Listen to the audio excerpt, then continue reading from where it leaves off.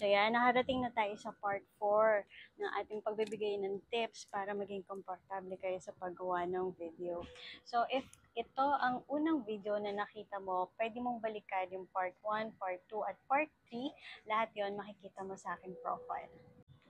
So, tip number 1 sa video na ito is gumawa kayo ng draft. So, since itong video na ginagawa ko is nagbibigay ako ng tips.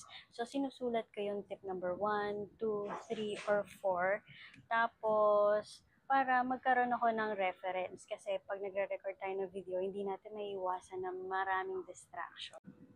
So, ito yung aking drafts. So, doon sa drafts, pwede namang ang isulat nyo ay bullet points lang ng napaka-importanting words and yung specific na script na sasabihin nyo in front of your cellphone is pwedeng i-practice nyo na lang sa isip. Tip number 2 is record, pause, record. So, di ba meron na kayong drafts and meron na kayong script na sasabihin in front of your cellphone. So, hindi naman kinakailangan na perfect nyo yun in one take. So, halimbawa, nasabi nyo na yung inyong first points na sasabihin and then nakalimutan nyo, doon papasok yung pause. So, nag-record kayo, okay yun.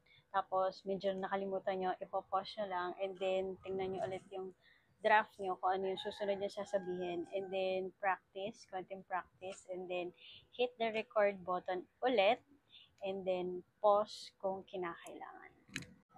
So, nandun na tayo sa tip number 3. So, singit ko lang kapag nagre-record kayo sa labas, di ba? Kailangan magdala kayo ng mini desk fan kasi sobrang init. So, balik na tayo. So, tip number 3 is make sure kung gumagamit kayo ng mic, i-mic test nyo muna bago kayo mag-record ng inyong video. Kasi, na-experience ko na yan. Salita ko na salita, bonggang-bongga. Pag-check ko, walang audio na nag-record. If nakatulong sa inyo itong video na to, please share, heart, and comment below. Until next time, bye!